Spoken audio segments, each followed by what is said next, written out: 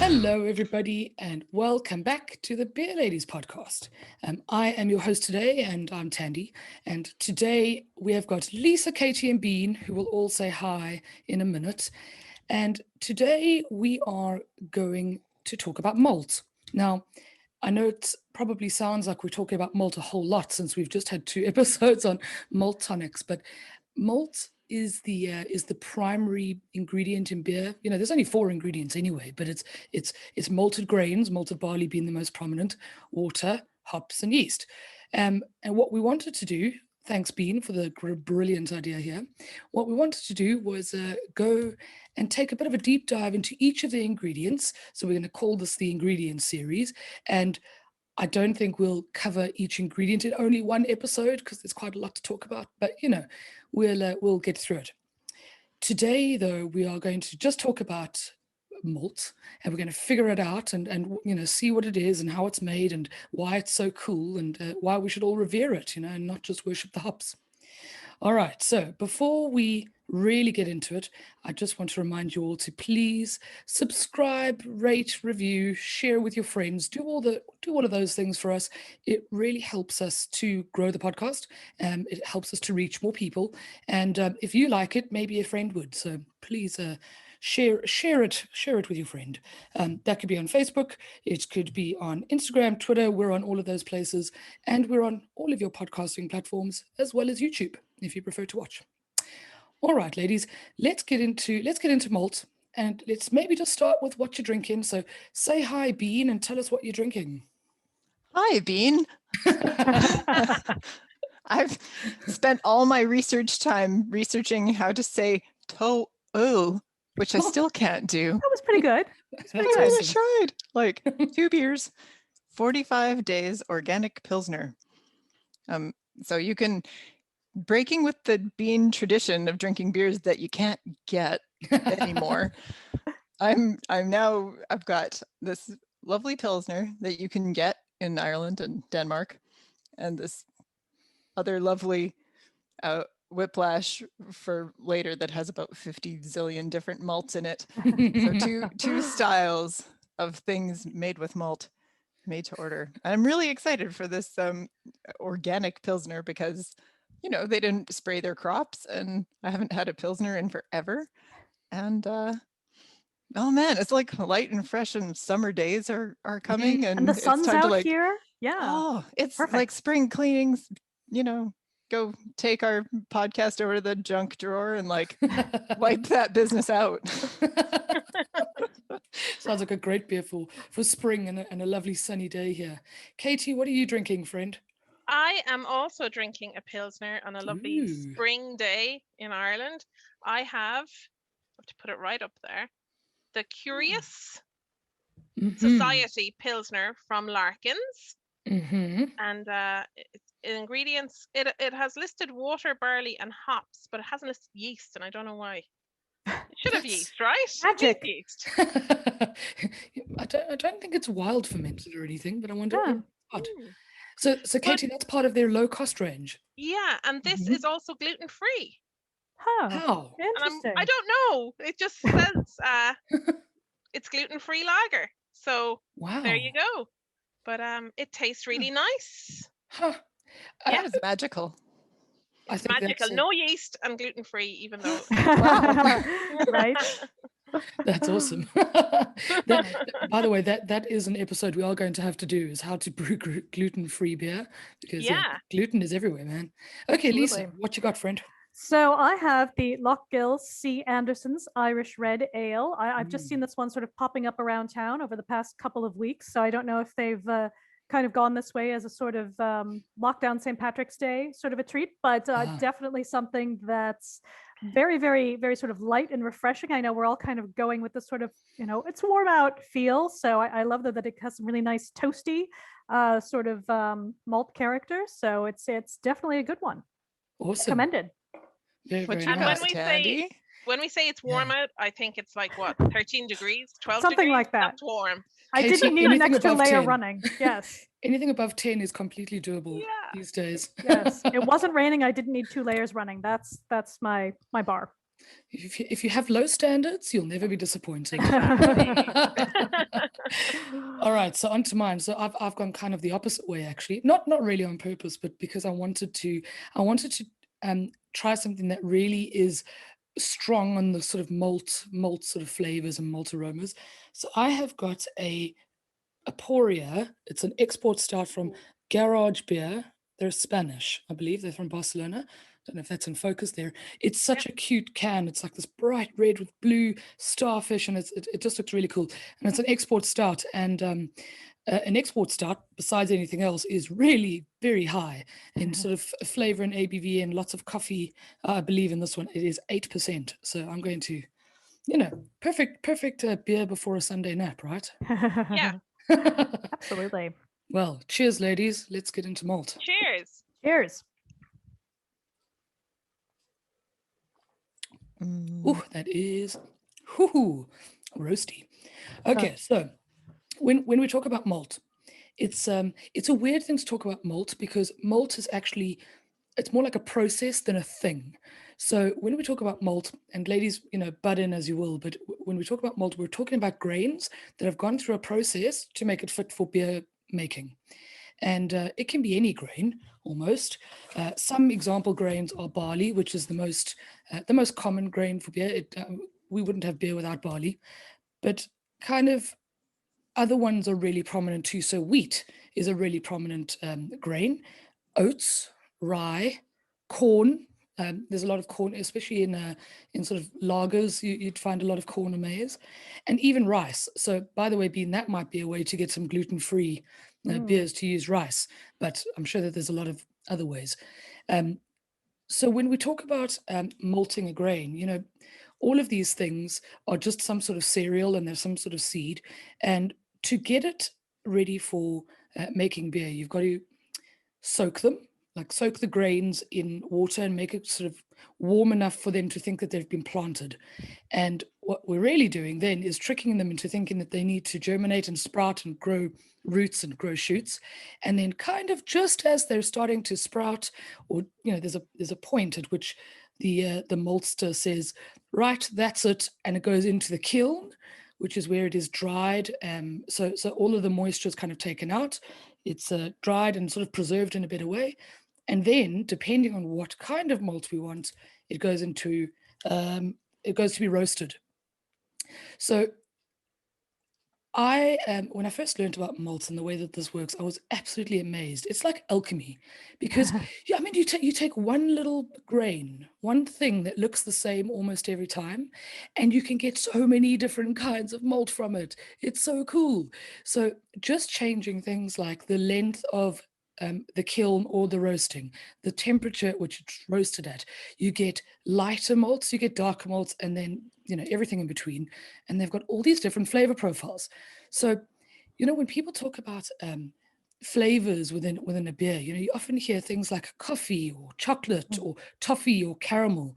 These are not things that are typically added to beer. These are coming from the process of malting the barley or whichever other grain it has been malted. Let's not mince our words. So everything from the really light sort of pale barley and even Pilsner malt bean, and Katie, you too, which are, let's say, the ones that have been roasted the least, probably not even roasted, they've probably just been dried, I'm not sure. But all the way up to kind of chocolate malts and black malts, those are all just kind of the same grain that have been treated slightly differently. And they give us all of these different flavors in beer. Now, the other thing that I thought was really interesting, I know this as a brewer, but I thought it was really interesting when I was first learning, was that I thought that maybe stouts or the darker beers would use a lot of dark grains to make them really dark and really rich and roasty. It's really not the case. It's often the case that you're using 85 to 90% pale malt. It's the base of all beers.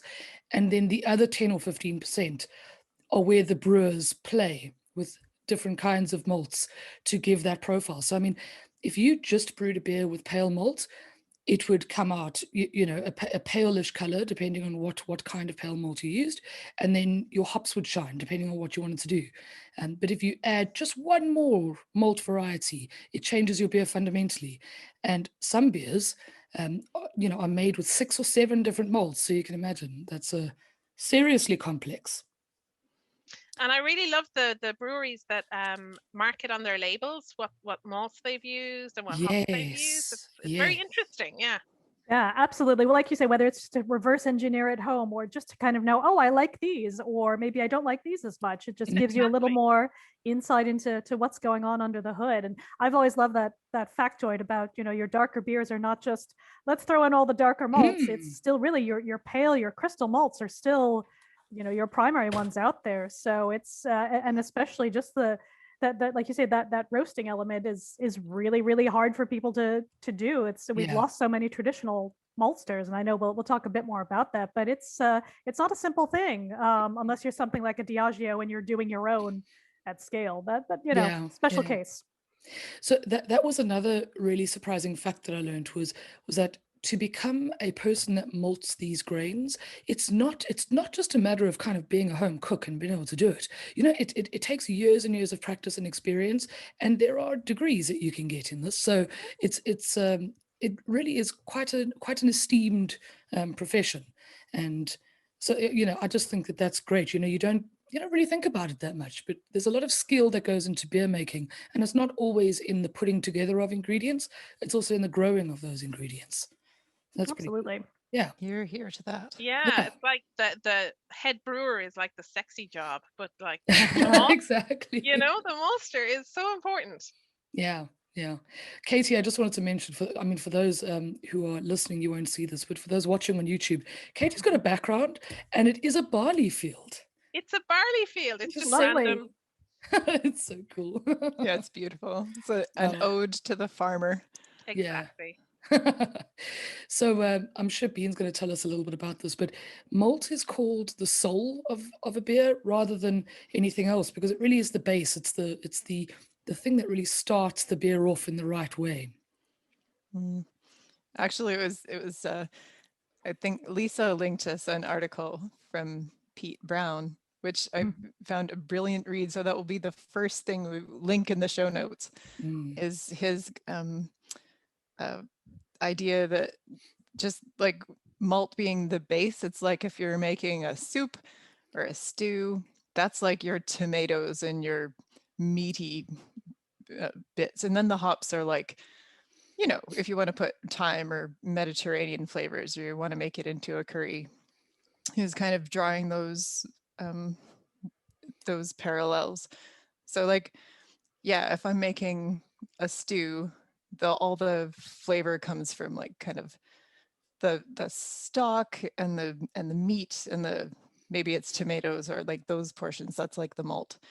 And like, so if you think of our ingredient series, like you need water, you need yeast, hops are amazing, or adjuncts, but also, yeah, the malt is, yeah, it totally is the unsung hero. So we really wanted to sort of sing it from the rooftops for our first ingredient. Like, of course, you need the water to grow the barley, and you need the water to like almost sprout the barley before you bake it down again into its like powdery sugars and proteins. But yeah, it's such a beautiful thing, and you can make like this light beer. Oh, I tell you what, this is totally related. I want to make cookies. Everybody's making cookies right now, and I totally want to make cookies. And when I'm really on my cookies game, I'll make it like beer with different malts. So like if I make cookies, I'll use like smoked salt. Ooh, it's a game changer. And fancy. like light sugar and kind of toasty sugar and like real molasses sugar. And like so that would be like making a stout with like crystal malt and like some Maris Otter, or actually that's not okay. I'm going to go back and correct myself in a minute. and like kind of building on the like roasty toasty dark roasted chocolate flavors and like building that. Or like if you're making cookies, you got like some milk chocolate chips in there, you got some like dark chunks of chocolate, and you kind of build and stack those, and it's so much fun to cook with. And it's lovely to know where your ingredients are coming from. And as a person who is like Jane Doe on the street, has some beers in the fridge, I would love to have like more beer where I know the story and I know even who grew that, like where the supply chain goes. Like Ballykilcavan, they don't spray their field. I love that. I've got like an organic Pilsner from Denmark. Okay, now I'm going back to correct myself about Maris Otter. I know like that one's usually used as a pale malt, but actually that's just a variety name. So I should just call myself out to people and say like, there are different varieties, like actual grains that the farmer can choose and sow and grow, and then come along with their combine harvester at scale and take off the field. And then those go to the malting house floor and they go to, so yeah. And there's different varieties that like stand up differently to the malting process. So yeah, just as a person who might get into one day cooking some beer for herself. Yeah, I'm starting to look at like, so where does this barley actually come from and where is it close to me? Yeah, so I have been doing like a little bit of research into breweries in Ireland that grow their own barley bean. Have you indeed? Yeah. I had no idea, Katie. I found one that you might really like. It's called Canvas Brewing. Yay! They're from Tipperary, but they grow their own barley. I've never heard of them, Katie. That's so cool. Yeah, they have. It must be because they're a long way. I'm sorry. Way Canadian, I couldn't Tipperary. resist. I couldn't resist. And I really wanted to sing the "I Got a Brand New Combine Harvester" song. Oh, when you were I talking know. about combine I'll give you exactly. Yes. But they have their own well for water and they grow their Oh. own hops. But they also are generating their own energy on the I farm. didn't know that. Wow. Yeah, so Wow. it's I'm going there. I'm breaking quarantine. I don't care. I was totally unaware of I knew I'd heard of Canvas and I'd seen their beers. Yeah, and they do a every lot now of and like again. wild fermentation too, so they must kind of have their own yeast strains that they've been cultivating either accidentally or on purpose. Beer and that all bucha. fits That's together. incredible. Wow. How cool. So there, yeah. So there, I found doing my research for this episode. So there's, I think most people know about Ballykilcavan. So there's a lot of barley grown in Ireland, and the main buyers would have been like Diageo for Guinness, and then Murphy's, Beamish, that kind of thing. So there is a lot of barley grown, and it seems that so Ballykilcavan and there's also 12 Acres is in Loch. Yes. They do supply, I think, Diageo, but they also started to, so they would have been tillage farms. Okay. And then they've started set up their own breweries to like diversify their businesses. So they are using barley that they grow themselves. So Katie, did you find any of the brewers malt their own barley as well as grow it, or are they selling it to a maltings and then buying it back as malted barley? They are getting it malted by, okay. I think it's normally minch malting. I Is see. the thing. Now, I'm not sure about Canvas because they seem to try to do everything in house. That's so cool. Which it sounds amazing, and I think we should go there in the after times. Oh, absolutely. And there's definitely a parallel too on the distilling side, because Tipperary Distilling, again, maybe this is just where all the good barley comes from.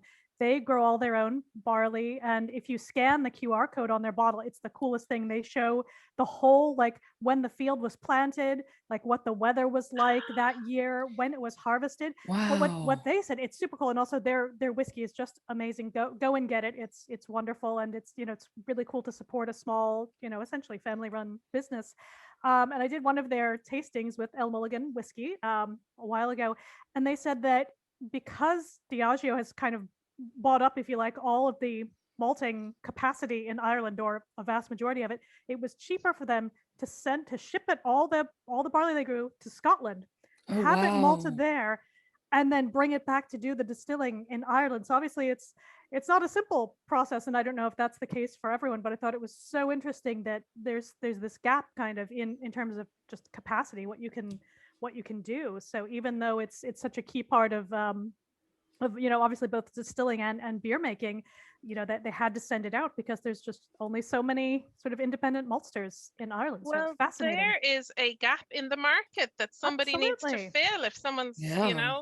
someone's on being laid off because of the pandemic and they're thinking, I could set up a business. I could do Like, something. I've got a building that's Yeah. Yeah. And if you've only, you only need $1 million or so for some fancy ass kit, or if you're doing it just very set up a malty, traditionally, it'll be fine. yeah, if you're doing it very traditionally, just if you've got a building with the right temperature control, I mean, it could be very basic. So, Oh man, you would old have to school. be exceptionally, you'd have to be quite an exceptional being to do it old school these days, wouldn't you? True. The only place I've seen it old school, I'm sure there are others, but if you go to Belgium again in the after times, De Haveman, which I've probably said wrongly. So Charlotte, our Belgian member, can be like, really? But they We'll have just dub their her in after. exactly. They have their old school, malting floor as part of the brewery, and it's very small, but it's fascinating. It's like you're in a kind of weird spa where it's sort of like very warm and close and a little bit humid, and but they've got they're raking it underneath there, and they're doing it all there in the middle of is it Bruges or Ghent? Bruges, I think. So it's right there. Bruges is amazing. Oh, it's beautiful. So much good beer. I think it's almost, despite what we've already just said, that malting is a really specialized kind of occupation and you can't just do it in your home kitchen. I still think it would be kind of worth trying to see if you could do it. Sure you can. I'm Of sure course you you must, can. you must be able to. I I just have a don't know if book. you, yeah. I have a book on growing your own sort of heritage grains at home, and then it talks all about barley, goes on. It's like, oh, if you have, only 1,000 square feet or meters, you can grow enough barley to do something. I'm like, that's not in my back only. garden in Dublin, but How okay. big is your back garden? Right. I'm He like, said? yeah, I don't have that, but it's, we can kick a ball around. We're happy about that. But, and then at the very end, it says, home malting is very difficult. See other resources. So I'm like, okay, I guess that's not happening. There we go. But you can do it. You can absolutely do it. It's just that you can't do very much. Scale. Yeah. And your spouse will be annoyed at you. And it's easier you'll never to grow do it hops. again. It's just much easier to grow hops at home. At least you can get enough bittering hops to make something if you're home brewing, whereas you're not going to grow enough malt at home unless again you have a field. capacity. Unless your home happens to be a large acreage in the Golden Vale or something like Absolutely. that. Yeah. So it was I want to come back to your Maris Otter sort of being a variety of barley, because I think that's also one of the things that's so cool is that there are so many different kinds of barley, and it's similar to how grapes are cultivated for wine. The different kinds of barley, as with grapes, have got their own flavor profiles, and it comes down to soil and climate and temperatures and all of those things that give the barley a different taste, which is awesome. Oh man, and it takes you almost like into time and space of like terroir versus consistency. Like you have places maybe in France where they have like all these cheeses, and it's particularly wonderful when they're of their terroir, and it tastes like those sheep in Normandy that were on this hillside. And then you get kind of my old stomping grounds in like Canada and the States, and a lot of us would know like cheddar cheese is craft, Cracker Barrel cheddar cheese. Like consistency is your only man. Right. And I think you can almost get I'm sure that somebody at like Harriet Watt, the beer university that Lindsay was talking about, I'm sure they're doing some experiments into like barley terroir, like at what stage does variety make a big difference, and then at what stage does the kind of year you had, and maybe if you get some heritage variety, is there, you've got a 6-row barley type or a 2-row barley type, or like your soil is chalky or your soil is loamy, like what does this do for your final product? And there's so many variables, aren't there? Like, absolutely. And then you roast the stuff, or you take it to like, because when you malt it, don't you have to sort of like if I'm sprouting seeds of, say, cabbages to eat as like salad, little mini microgreens or sprouted salad greens on a sandwich in the wintertime. Like, how, like, when does the maltster stop because they have to the sort of germination. bathe the grain in Mm. enough water so that it gets to like half its weight in water. It takes up water, starts thinking it's going to grow. It starts like converting all its nice solidified energy stores and sugars and proteins into what you're then going to add the yeast to, and then like there's this point, like how far do you push that, and then how far do you push the temperature? Yeah. And It's really interesting, Bean, because that's actually something that I didn't mention earlier, is that the reason that we malt grains to begin with is because they, as a biological product, they're basically a grass almost. The seeds of grass. You can't just kind of cook those in water and expect to get beer, or anything that's fermentable. What you need is some sort of starch, or like a kind of sugar to be fermentable in the first place. And the only way to get that out is to start that germination process. So that's why we malt grains to begin with.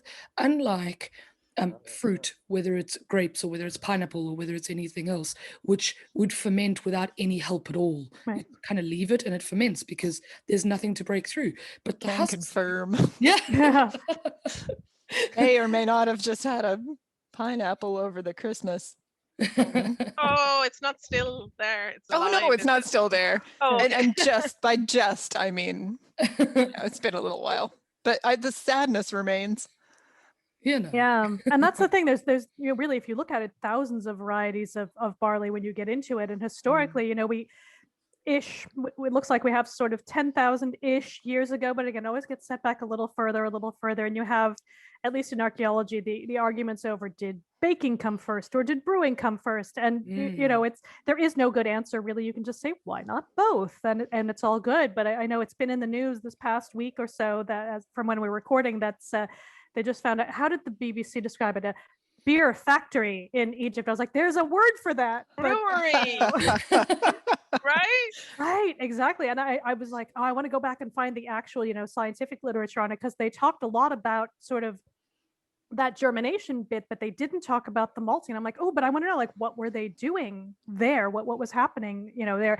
And we do have good evidence of malting in a lot of different places, sort of even that early on, and much more recently. Again, there's a very cool find in Scandinavia. I want to say it's in Denmark. I'm just going to look it up to be sure, where they did find absolutely Iron Age maltings. Wow, and that's cool. they call it the oldest evidence of malted barley. Maybe not, because a lot of times this evidence is there, but people don't recognize it because they don't understand the process. Right. And we could spend a whole podcast just on this, but I will say, look up Maren Dinley. We'll link her in the show notes. She is an archaeologist who focuses on this and is like, they were all malting, because so many sort of things that look like what we used to call kind of destruction layers, where there had been fire.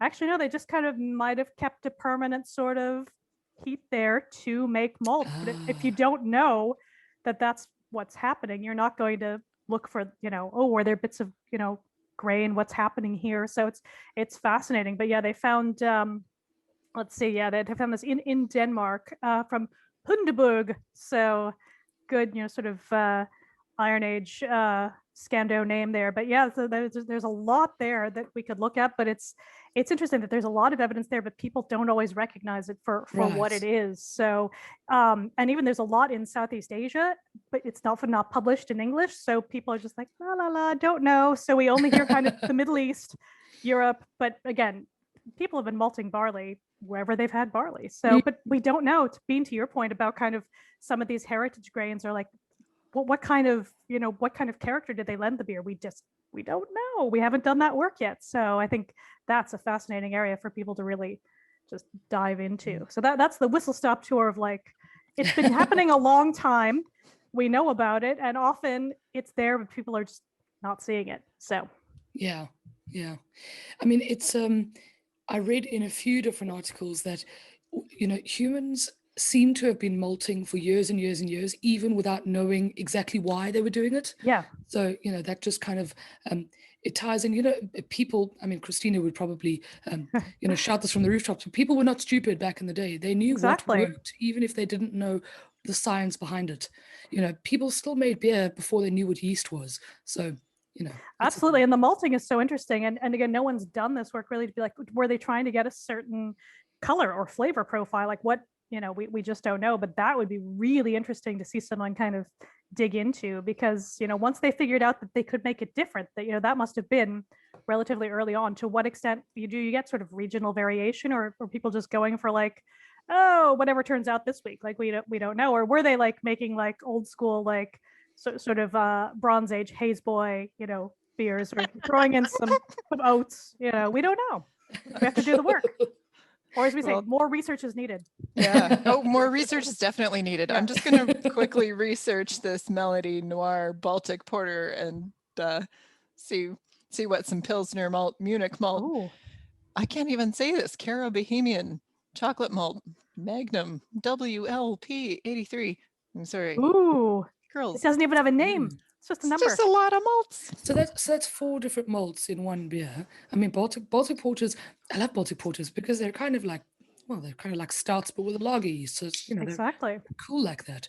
I actually have this really fun story that I read.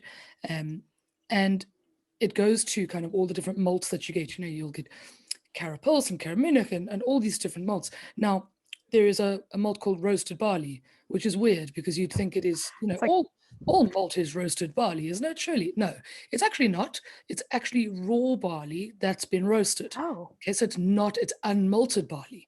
Now, Oh, interesting. get this. So apparently it is an Irish, it's an Irish thing in a sense, maybe not the barley itself, but the use of it is predominant in Irish beer, well, famous Irish beers like Guinness, because when the British were taxing beer based on the amount of malt used, they got around that by using roasted barley because it wasn't malt. Oh. The Irish are very clever. Very Well done, smart. lads. Very, Yeah. very smart. Very smart. So the likes of Guinness, like I'm wearing, and Beamish and Murphy's and those guys. That is also, I think, one of the predominant flavor profiles of an Irish stout is unmalted roasted barley. Yeah. That's interesting. Wow, I did not know that. Yeah. That's really interesting. That's I up like there that. with like how ABBA had crazy outfits because they couldn't be taxed on them. Like that was their I didn't whole. know that. That was why they were like that, because they're like can't tax us if we look ridiculous, and they were like shiny and chrome. So that is how that happened. But it's the same thing. So good job, everyone. Accidental history. I love it. Yes. Accidental fabulous. Eurovision history. We like Exactly. Eurovision. Woo! Exactly. Yes. Now I think so good. back to all the times I took, friends from over the pond to the Guinness storehouse, and you were allowed to sort of sift through their toasted barley. And I think that's what that was. I was Could there have been. on the Could be. site of this archaeology, and I didn't know what I was looking at. Only now do I see. There's that whole sort of very like tactile and just sort of sense memory element of touring breweries when we used to do that. I mean, I feel like so many of the smaller ones give you a little bit of their barley to kind of chew on and sort of give you the sense of what the different sort of colors, which I'm saying wildly inaccurately, but just to be like, oh, this is this and this is this, and to give you that sense that it's very different even though it's the same thing. So I know. So shout out Ballykilcavan. I'm sure you guys are going to do this at some point when we can all visit again. But it's I feel like it's such a kind of part of the experience. And like you say, going to like the Guinness storehouse, there's that whole kind of I think they even are like, look, it's all pale malt except for this little bit. So Yes. I've seen a couple of breweries who display their beers almost as ratios of different grains. yeah. So you'd see, in a glass or a cylinder, sort of, this much pale malt, this much chocolate malt, this much black malt for a start, or Yeah. something like that, and that's really cool. People should be Instagramming that. That is just so interesting to kind of see mm. like what went in versus what came out. I think Exactly, that's the ratios and stuff. I think that's really, really cool, and hopefully 12 Acres Brewing also do something like that. So I mean, I think they're fairly close to Ballykilcoven. So to be able to see two breweries close together that both grow their own barley would be really, really cool. And 12 Acres makes some cracking beers. So, always happy to support them. Yeah. So ladies, what are your favorite malt forward beer styles? You can have one or two or more, but we'll start. I think Lisa, let's go with Lisa.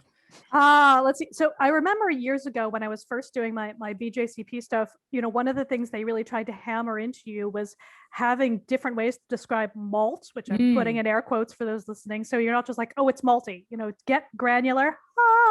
I did a thing. Pun alert. Exactly. Get granular about what it is you're trying to say. So obviously if you're having like Bohemian Pilsner, you really want to be like, oh, it's got that sort of toasty, bready kind of a flavor. And I do love a good Bohemian Pilsner, but I would say one of my favorite kind of malt forward beers, and maybe it's coming back up around the circle, is whether we're calling it a black IPA or a Cascadian Dark Ale. Don't care which we're calling it. Like and I'm happy to have the argument over, but it's not historically accurate. It's like none of it is. It's fine. Nope. I love a black IPA. Some of them, can get that sort of weird place where the hops and malt don't quite match up, but when they are together in a sort of simpatico way, just one of my favorite styles. And I love to get that kind of, that roasty, chocolatey malt. I don't love it when it goes too coffee-y, but again, to get those sort of notes with the hops. So it makes me very happy. But I will say I am very much enjoying this Irish red ale. And again, another one's like, is it really a traditional style? It depends how you think about it. But I do love that if you guys have watched Views on Brews on YouTube, he always likes to comment on us. Hello.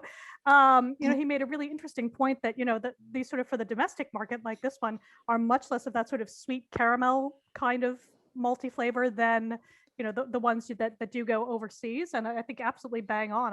But loving this, even though it's got a hint of that, but not quite as much as you get in some others. So I like a lot of malty things, and I will say too, just to another shout out to Whiplash.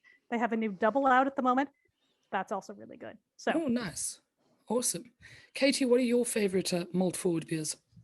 Malt forward, I think I'm going to go German. Ooh. I think like the Crystal beer. I really like a love Crystal them. Weiss? Yeah. I think they're really, really, really nice. And lager. Like I love a good lager. And you find there are not many brewed by the smaller breweries in Ireland. They tend to go porter or IPA but like I love a good lager on a nice hot sunny day. It's lovely.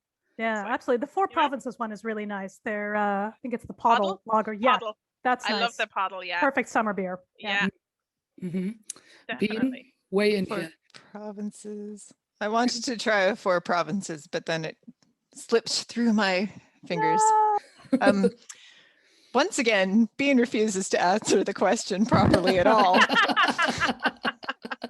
There's precedent for all these things. Did you ask me a straightforward, normal human question? Well, no. Just no. Mostly because I don't know what I'm talking about. Just give me something that tastes nice at the end of the day, and maybe tell me a story about how it's close to me and it's not exactly at my farmer's market, but you like tried to do your best farming practice, and you may not be certified organic because that is a pain in the bum. Yeah. But how you tried to not spray your field and get this from a friend of yours down the road and be local, and how you roasted it and toasted it and how you love it and it's awesome and you're not going to say sorry to anybody about it, and I'll try it. But I don't know what I like in terms of a malt. Throw it all in there and see how it goes. You like it when they label the different malts. I think we've all agreed we want to see what's in there. So that's so much fun. Yes. I love when the label says we got like water from our farm and malts from down the road, and the cool. beer that I'm drinking, there we go. It has labeled the hop varieties, but not the malt. Mhm. So Ah, Oh. the hops are obviously sexier than malts in some people's eyes. we got to change that perception now, guys. Definitely. Yeah. I mean, you know, no, sorry, not Bean, Lisa, I'm surprised you didn't mention your beloved dark milds. Oh, that's but true. That's true. But I brewed one recently, actually. That's right. And it turned out lovely. Like, and I think I'll build on the recipe and see, you know, exactly where to go with it. But I thought that was a really interesting style to brew because not only is it, you know, it's malt forward, but it's not heavy in any way. Absolutely. It's very sessionable. You know, I think it was 3.8% or something. It was lovely. But I think I also like a black IPA or a Cascadian dark ale, and dark lagers. Love a good Oh, dark yes. lager. Like a good Schwartz, a good dark lager is always lovely. And yeah, I don't think you can mention malt forward beers without good old stouts, whether they be of the export variety that I've got, which are, you know, very sort of rich and coffee heavy and whatnot, but, you know, probably not things that you have more than one of in a session. Or you could go the opposite way, almost to where Katie went, with different kinds of grains, so different kind of malts. So your wheat beers are such a lovely example of malt forward beers, although they're often yeasty. That's often their Mhm. big characteristic, but they're not hoppy. I think that's kind of the diametric opposite, right? Yeah. Yeah. There's so many good things with malt, guys. There's so many good things. Oh, absolutely. Yeah, we could talk malt forever, but we know we're Yeah. introducing this time. So Yes. we're keeping it light. Indeed. I feel that we've done Malt a great service today. I hope so. I do hope that everybody starts thinking about malt a little bit better. But yeah, guys, I think that we're going to wrap up unless there is anything that any pressing malt, barley, wheat issues, some spicy rye. We've barley scratched the surface. Oh, I love it, Oh, Bean. I love it. We've Bean. tried to crystallize some things. oh, oh. We did our best within the time we had today, and hopefully the junk drawer is organized now. Absolutely. Well, thank you, friends. Thank you for weighing in on malt and all of its amazing properties. And thank you at home for listening to us once again. And please like, subscribe, share, review, rate, do all of those good things for us. It really does help. And I think we're trying to push our subscribers up a little bit, both on YouTube and on the podcast platforms. So yeah, if you wouldn't mind, please go and do that for us. We will be forever in your debt. Buy you All a pint right. in the after times. You know, see you at the pubs one day. One day. One Oh, day. we all look forward to that day. All right, friends. See you then. See you then. Cheers, everybody. Cheers. Bye.